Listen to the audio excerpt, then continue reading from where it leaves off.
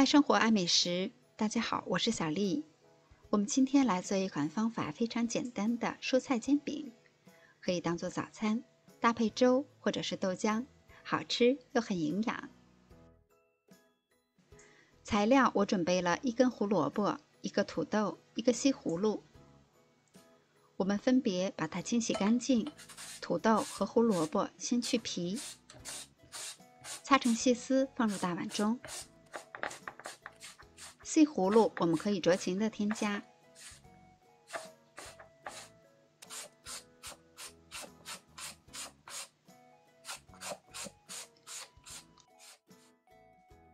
擦好丝了以后，我们撒上一些盐，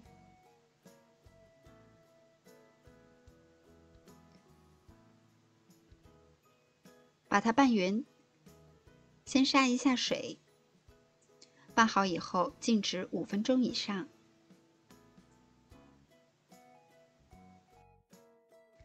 几分钟以后，蔬菜丝都变软了，也出来很多的水分。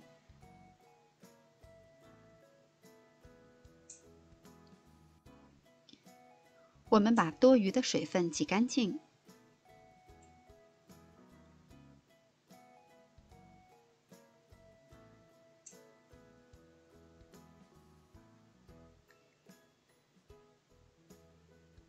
再放入碗中。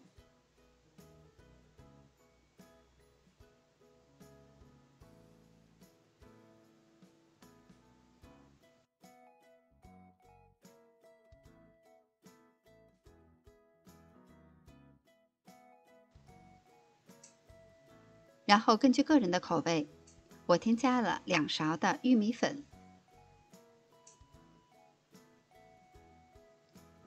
再打入1颗鸡蛋，鸡蛋也要酌情的添加。因为蔬菜丝之前是腌制过的，所以不需要再额外的加盐。你也可以根据个人的口味，再加入鸡粉或者是其他的调味料。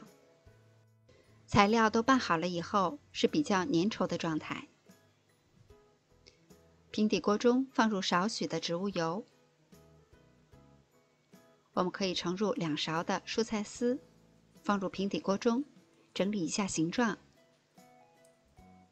蔬菜饼不建议做得太厚，里边的蔬菜不容易熟。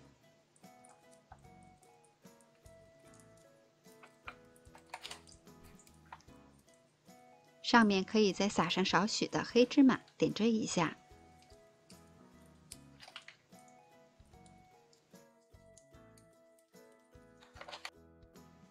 要一直保持小火慢煎，煎到一面定型，有一些上色了，我们把它翻个面。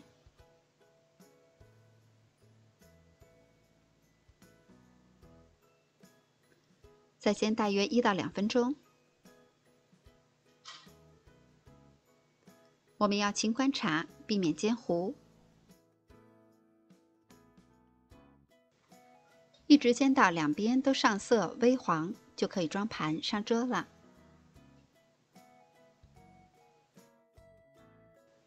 我用了1根胡萝卜、1个土豆、半个西葫芦，做了5个这样的蔬菜饼，基本上3口人的早餐就解决了。营养均衡，味道也很好，很适合我们给家人做早餐。喜欢的小伙伴们也可动手试一下吧。我是小丽，明天见。